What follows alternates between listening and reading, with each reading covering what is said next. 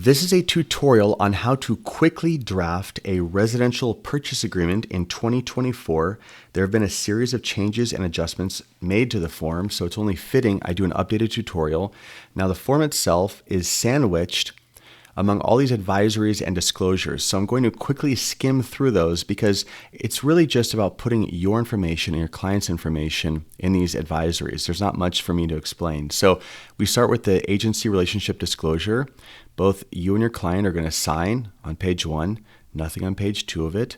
Fair housing, just your client on page 2 is going to sign. Possible representation of more than one buyer or seller. That's going to be both you and your client signing. Wire fraud advisory, just your client. Buyer's homeowner's insurance advisory, because there's been challenges with homeowner's insurance in California, as many of you know quite well. So buyer's going to sign that they acknowledge it. This is a newer form, by the way, that homeowner's insurance advisory. And finally, we arrive at the purchase agreement. Now, we start by putting the date we draft the form in the top left, the name of the buyer or buyers, the address, city, county, zip code, assessor's parcel number, which is like a social security number for a property. And you can find that on the MLS, on tax records like Realist, on a county tax assessor's website even. And if you really can't find it, you can leave it blank and come back to it later, but it's good for identification purposes. Down here, you're going to list the listing brokerage and the selling brokerage, now called seller's brokerage firm and buyer's brokerage firm. Now, I should have checked this box, so shame on me for missing it, but ABC Realty is the listing broker, so you'll check that box and put the license number, brokerage license number right there. And then the listing agent, you'll check that box representing the seller. Now, let's say it was a dual agent. You have the same brokerage would be listed here, the same agent names would be listed here, but you'd be checking this box. You'd be checking both buyer and seller's agent, dual agent. Pretty straightforward though, you're just filling out which brokerages and agents are involved and their license numbers. Now, we move on to the terms. Now, I'm telling you this how I would be drafting an offer. Should I be in a hurry and need to just draft a properly written offer up? This is how I would do it. And I'll show you where you may have circumstances that might change it for your personal situation, but I'm just writing this from my perspective, just so you know. Now we start with a purchase price of $1 million even, just to make it a nice even number. If this were a cash offer, I'd check this box here, all cash, but we're not. We're pretending that we're putting 20% down. Our buyer's going to put 20% down, get a loan for 80%. So we're not checking all cash. For close of escrow, we are going to put 30 days because that's the most common. We check this box and write 30 days after acceptance. Now, you can check this box and write a definitive calendar date if you want, but I'm just, again, doing what's most common. Expiration, I would leave this alone. It expires 3 calendar days. Or if you want to shorten the timeline, you can put a date here, maybe tomorrow or the next day, and that will put a little more pressure on the seller to figure out what they want to do with your offer. Initial deposit amount, also called an EMD or earnest money deposit. This is typically between 1% and 3% of the sales price. Now I wrote in $30,000. So it automatically calculates this 3% number, which has caused all sorts of secondary problems because this isn't a binding term. They even wrote it in here because this was causing so many problems. Percent number above is for calculation purposes only, not a contractual term. So ignore that. That's just so you can have a frame of reference because I told you the standard EMD is between 1% and 3%. But generally speaking, you want to focus only on this number and ignore that. All right. By default, it's going to say that the buyer is going to wire the earnest money deposit. You could check this box and write check if you want. They could drop off a check to escrow. Increased deposit, very, very rarely used. This is if the buyer needs to sweeten the deal for some reason. They'll put that in here. We're going to skip it because that's very unlikely to be used when you write an offer. Now we get to loan amount down here. So I'm putting $800,000, which is 80% of the purchase price. And that's it. Quite frankly, I would leave it all alone. I wouldn't touch anything else on here. Now, I know that some people like to write in all this stuff, not to exceed some rate. My question is why? What's the point? I mean, if you have a loan contingency, you can cancel without having to put anything in here. So it doesn't matter. I mean, fill it out if you want, nothing wrong with it. But I'm telling you how I would write an offer if someone called me, and I don't want to sit at my desk for more than I have to, but I still want a properly written offer.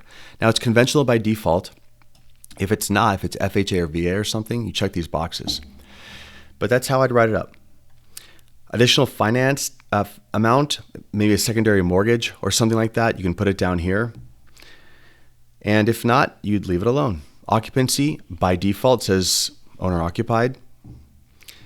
And then they have the secondary or investment. All right, balance of purchase price is automatically calculated. That's your entire down payment. We're doing 80-20, right? 20% down, $200,000, but it deducts the EMD because the deposit is already in escrow. So that's how much the buyer's going to need to wire in, plus escrow fees. And then it should balance out. It should balance out automatically. These numbers are automatically generated. So if you did your math right, it should equal the purchase price down here. Both parties initial, and then we move on. Now, I wrote in a seller credit just so you'd see. Again, they have this calculation thing. It's highly annoying in my opinion, and to a point where they had to write this in because it caused so many problems. So I guess they just are adamant about you knowing what percentage numbers you put in. Like you couldn't figure it out on your own. Okay, sure. But I just wrote in $5,000. This is where you'd put a seller credit to the buyer. That's it. I would write it in just like that. It automatically generates this percentage and then move on. If there's any financing term that hasn't been mentioned above, you can go and write it in here. This is like an auxiliary space to put in whatever you want. Now they have this line in here. We're going to see more of this. This has to do with this Sitzer-Burnett settlement and all these other lawsuits. It's unknown to the extent it'll change real estate agency, but what's up for some sort of change or transformation in the future is going to be agent commissions, namely the buyer's agent commission. So they have this whole thing in here. Now, how often does a seller agree to pay the buyer's broker? Not very often. So at first I was going to fill this thing out, but this form is just such an abstract and irregular form that it's very, very rarely, if ever, going to be used on transactions. So if you have a scenario where the seller is paying a buyer's agent, then you can write it in other terms, or you can check this box and fill out the form, but I'm not going to include it in this tutorial because I just don't think it's very relevant. We'll see changes in the future. We'll see changes. I have all sorts of theories about how they're going to change the RPA in the future. They're actually just waiting to see what happens because there are outstanding judgments that will shape this, but that's a separate topic. All right. Now, when you send an offer, you should send proof of funds for your down payment or the cash. You should send a bank statement or wherever your buyer has money that matches the buyer's name, not a statement that says like ABC Holdings Incorporated and your buyer's name is Jane Doe. That's no good. It needs to be the same name on the proof of funds, and that proof of funds needs to be enough to cover whatever is the cash purchase, or if it's not cash, in this case, we're putting $200,000 down. There should be at least $200,000 in an account that we are sending proof of funds with, along with the offer. But if it's not attached or you can't get it in time, you can always check this box and you have 3 days. Now, keep in mind, if the seller doesn't get it, if you don't send proof of funds and the loan qualification letter, then the seller can send a notice performed to your buyer and the seller can cancel unilaterally on the buyer. So just letting you know that you really should send your lender pre-approval and your proof of funds with the offer. That is proper form. You can send it a little bit late and check this box. That's why they put the 3 days in here. But if you can't get it to the seller, they can cancel. They'll send a notice to perform, and if you don't send it, they cancel. I would leave all this just how it is. I'm showing you exactly how I would leave the offer.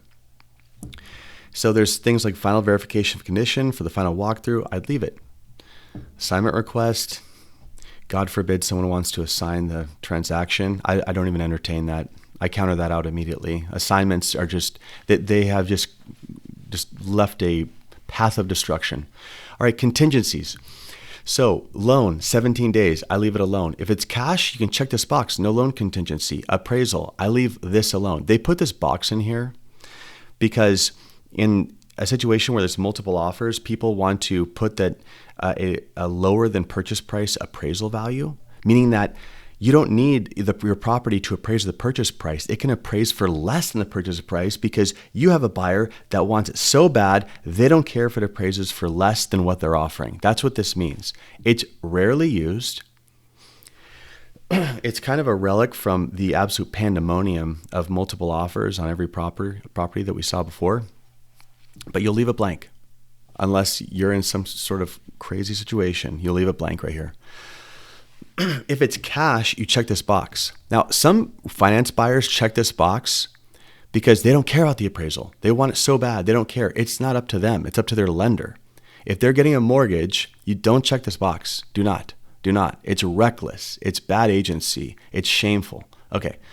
Investigation, 17 days. 17 days for, this is all investigational right here. They just parsed it out into different aspects of investigation. But you have three contingencies. You have loan, appraisal, investigation. This is the inspection period. Buyer doing investigation. You can shorten these if you want to sweeten the deal for the seller. But I say just leave them all the same. Unless you really have to, leave them all the same. And then upon recording, buyer takes possession. Pretty straightforward. If there's a seller-occupied unit, check this box, do the appropriate form along with it. This is if the seller is staying in the property after close of escrow. If there's a tenant, check this box and fill out a TOPA. But that's not happening. So even though it looks blank, I left it blank on purpose. This is a fully written offer. Most of the time, you just leave all of this blank, unless one of these scenarios I'm describing applies to you. Again, I'd leave all these blank. These are measures the seller must adhere to. Seller delivery of documents like seller disclosures. Installing smoke alarms, CO2 detectors, water heater bracing. Now, sometimes I see people waive this in their offer. You can't waive it. This is an obligation the state places upon the seller. The seller needs to make good on it. It's not up to the buyer to say, oh, I don't care. It's up to the buyer to comply with the law, the state law, to do it. That's it. And it's crazy for the seller not to, because a buyer can, if a seller tries waiving, or even if a buyer waives it and a seller doesn't do it, I mean, a seller could still be held liable for not being in compliance with state law. So don't mess with this. Both parties initial, we move on. All right. Items included. I mean, check everything that's included in the sale. Any personal items that should be included. Any affixed items. That's real property. Real being affixed, personal being movable. Real estate is immovable property. And so any affixed items convey. Some people don't get that when it comes to curtains or blinds. Those convey. But anyway, check boxes to limit ambiguity. That's what you want to do, is try to be as clear as possible so there's no misunderstanding. And if there's something that is personal property or seems out of the ordinary, put it right here. And if there's something that should stay but isn't, I moved. I had a chandelier I bought. I wanted to take it. So when I countered, I made sure that there was an excluded item that the chandelier was going, because the chandelier is affixed. It's a lighting fixture. It needs to stay. It's part of the real property. So those are the things you exclude, things that would otherwise stay. All right. NHD, natural hazard disclosure, required by the state of California. Seller almost always pays. Now, I do environmental too, because why not? It's like $20-something or more, and it tells you a lot more about the property. And then they have a drop-down menu. When you fill this form out online, there's a drop-down menu. And you don't have to choose one of those companies. You can write in whatever company you want. There's a drop-down menu, or you just write it in. I wrote in a company that's not on the drop-down menu. And here, this is new. This is for the wildfire report. And I did a whole YouTube video explaining everything about this. And I'll actually put a link to that video in the description. But most of the time, you don't need it. Now, if you're completely worried about wildfire risk and your NHD says you're in a high fire hazard zone, I mean, maybe get it. I mean, we managed for a long time without it. Your NHD is going to tell you when you're in a very high or even just a high fire hazard zone. So it's up to you, but I made a whole video about it. You can watch that if you want to learn more about the wildfire disclosure. All right. Some buyer's agents write in property inspection. You don't have to.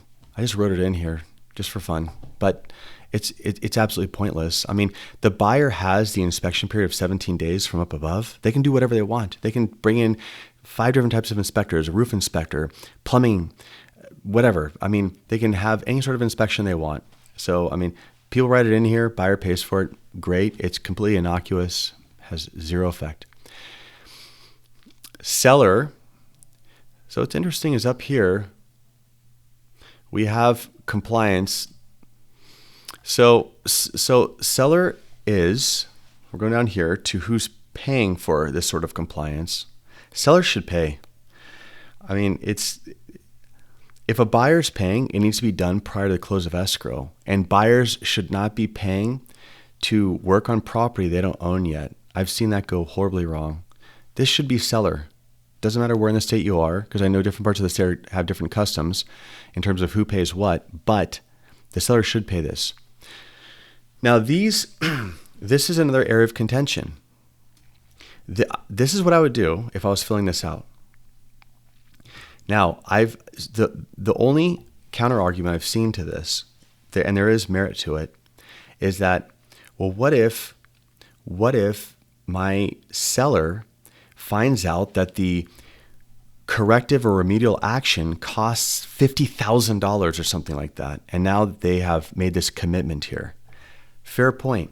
So if you're concerned about this, leave it out, but hey, it's the seller's problem. I mean, the seller will not be able to sell to anyone because it says point of sale, government required point of sale, meaning required by the government law, point of sale, seller can't sell home unless this remedial action is done. So I check these boxes because I think, well, I don't care how much it costs the seller because the seller wants to sell. That's why it's listed, right? Well, it doesn't matter who they sell to. It's required either way. So I check these boxes, but I'm just telling you the counter argument because sometimes agents counter these out. They say remove or deleted from contract or remove from agreement. But if the property is going to sell, these are required and someone's got to pay for it. And again, like I said before with the CO2 detector and smoke alarm, no buyer should be paying for work to be done on a property they don't own yet. All right, escrow fee. Now in Southern California, we check both. Actually, we write each pay their own fees. You know what's funny is before this each pay their own fees existed years and years ago, everyone would write both. Now they have each pay their own fees, which actually is the same thing as both. But at any rate, so either of these will be just fine in Southern California. Now in Northern California, I know it's different. And I can link to the chart that I have a chart that shows, because there's even counties in Northern California where one part of the county, it's customarily done differently than another part of the county. I can link to the chart in the description. So check out the description for that link. We put in the escrow holder name. Title and escrow are usually the same in Northern California. In Southern California, they're usually different, which actually doesn't make sense, but I'm not going to go on a tangent on settlement. All right, so we're pretending that it's the same, or if it's not, you can write it here. If escrow and title are different, you write the name of the title company here. In Southern California, the seller pays owner's title policy. In Northern California, it's different. All of it's negotiable. I'm just telling you what's customary in different parts of the state. All right, Southern California, we check seller. We check seller. Not every city has a transfer tax. If you're unsure, check seller. All right? Because in Southern California, the seller pays, but not every city has it. HOA transfer, seller. Private transfer, those are rare, but actually, this is nice because they have seller by default. So now if there's another fee, or sometimes I see clever agents write in something like buyer's agent TC fee, and then they write buyer, and then the buyer has to pay for the transaction coordinator. So you can do whatever you want. These are just blank lines, auxiliary space for adding whatever you want. Home warranty, buyer chooses, which is good. Seller should pay. You should put in an amount not to exceed, and then the company that you want to furnish the home warranty plan. Now, what I do is there's a company that I typically use. They're all terrible, by the way. I mean, I've heard everyone complain about every company. There's no company that's this amazing premium company. It's which company is the least hassle, and I have one that I like to use, a big one. So what I do is I go to their website and I type in all this information about the property, and it tells me how much the warranty is going to cost. So I write it in here. I take a few minutes out of writing an offer. I go over to a website of a home warranty company. I type in the property. It gives me a number. I put it there. I write the name of the company. That's it. And you can even write buyer's choice here if you want to figure it out later. Just kick the can down the road. Write buyer's choice when it says issued by. Now, other terms, anything not mentioned above, write it in there. And then both parties initial at the bottom, and we move on. Now, that's most of it right there. Now, if there's part of it that, if there's something that is unusual or we haven't talked about yet, and it has to do with any of the terms you see here in these other forms, you'll check the appropriate box and it'll populate that form along with it and you'll include it. If it's a rural property, you'll check septic. I mean, things like that. Just so I would say skim through here very quickly and see if any of these pertain to you. That's it. And if they do, check the box, add the form, and move on. And we move through here. Now, all this ocean of text. Now remember, both parties are initialing at the bottom of every page. But all of these are provisions that state a course of action or remedy to take should something go wrong or should there be a question about one of the terms above. The way this whole offer is structured, I'll just show you very quickly. There's a grid, okay? And this is what we've been filling out, this grid or matrix, okay? And all of this relates to, and there's these codes on the side over here, all this relates to more text down here that gives an explanation or terms or recourse about what the implications are of the terms above. Like we already handled the appraisal above, right? I said waive it if it's cash. If not, 17 days. You can change it if you want. Well, maybe you have questions about appraisal. Here are the instructions. Here's the recourse. And what happens if one party doesn't do something? You'll go back to the offer. So many of the questions I answer as a buyer are, what does the text of the offer say as a remedy? What does it mean? What are the limitations? That's what all this is. That's what we're scrolling through. It's important. You can read it. You can skim it, but there's nothing you need to do with it right now. That's it. It's there. So you have it when you need it. And both parties are initialing. What page are we on now? We are on 8 of 16.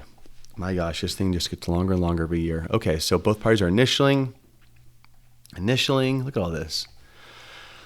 Oh my gosh. All right, time periods, notices to perform, buyer right to cancel, demand to close escrow.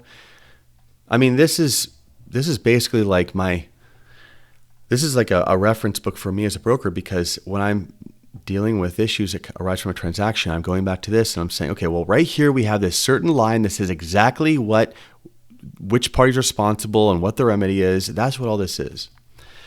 All right. Oh my gosh. Okay, 12 of 16. All right. Okay, now here's the next part where you have to do something. We are on page 14 of 16. Both parties initial here. This is about the liquidated damages if a buyer breaches their EMDs on the line, their earnest money deposits on the line. So sometimes buyers get sneaky and they try to not initial here, but a wise seller or listing agent will quickly ask that the buyer initial or else no deal. Now, there's also an arbitration area. Now, both parties do not have to initial here. This just says first course of resolution dispute is mediation. If that doesn't work, it escalates to arbitration. And the parties initialing here are saying, yeah, we agree to that to avoid litigation. But they don't have to. They can just sign this at the bottom. Sometimes I see people not sign the arbitration clause because they'd rather just go right to court if they can't mediate a resolution. But most transactions, both parties initial here. Most transactions, page 14 of 16, has 3 sets of initials, all initialed. Okay, if the buyer's an entity, like if you're representing an LLC or a corporation or a trust or something, you can check this box and write the name of the signer, because the name of the corporation isn't the officer. That's not the name that you're using as the buyer. The name of the buyer is going to be the entity. That's it. So if XYZ Home Investors is buying, that's the name of the buyer, but you can't sign XYZ Home Investors. And I see these mistakes. Even if this sounds obvious to you, I see this all the time. I see people sign cursive the name of a company, and I'm saying, you can't do that. You can't. There's no such thing.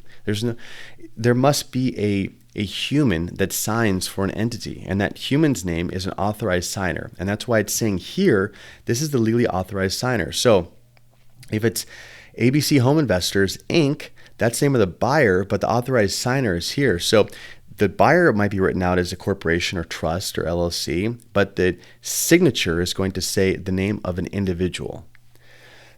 Now, when you get down to acceptance, so the buyer signs here. That's it. The buyer signs here and to ship it off.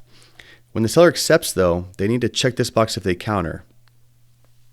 And if the buyer counters, the buyer is going to on the buyer counter offer has a checkbox. This makes the offer subject to the counter. If there's no counter, ignore it. The seller will just sign here. Now, quick side note.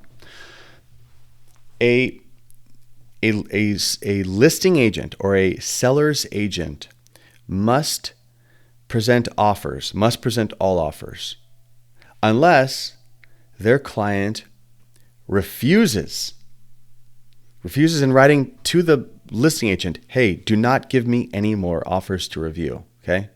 I'm just telling you because your offer needs to be presented, but they don't have to respond to your offer, okay? They don't have to respond to your offer. You can submit an offer. I'm bringing this up now because we're looking at offer not accepted. Now, what happens if a listing agent ghosts you? Well, if enough time passes, you can reach out to the seller directly. But before that happens, as a buyer's agent, you should contact the listing agent and their broker before you try to circumvent them and go to their client. Because if you have a paper trail of you trying to contact the representatives at the listing brokerage and everyone's ignoring you, and you then talk to the seller, you won't get in trouble as long as you've let a certain amount of time pass. I'd say at least 24 hours from your last attempt to make contact with the listing brokerage. All right, I'm going too far on a tangent here. All right, so then this is where you're going to sign as a real estate agent. You're going to sign here, and the listing agent is going to sign down here, and eventually escrow is going to put their info here, and both parties are going to initial once all this is filled out. And we have more advisories because it's a sandwich. And on the other side of this of the RPA sandwich are more advisories and disclosures. So we have a buyer investigation advisory. And guess what? Your buyer's just going to sign it and you're done. That's it. Then we have a Fair Appraisal Act addendum. And your buyer's going to sign that. And then we have a California Consumer Privacy Act advisory, disclosure, and notice. And your buyer's going to sign that. Oh, this populated the seller's payment to buyer's broker. This is what happens if you check those boxes. It populates forms at the end of it. But this is the last form in the bundle. If you have any questions, please leave a comment. Thank you for watching.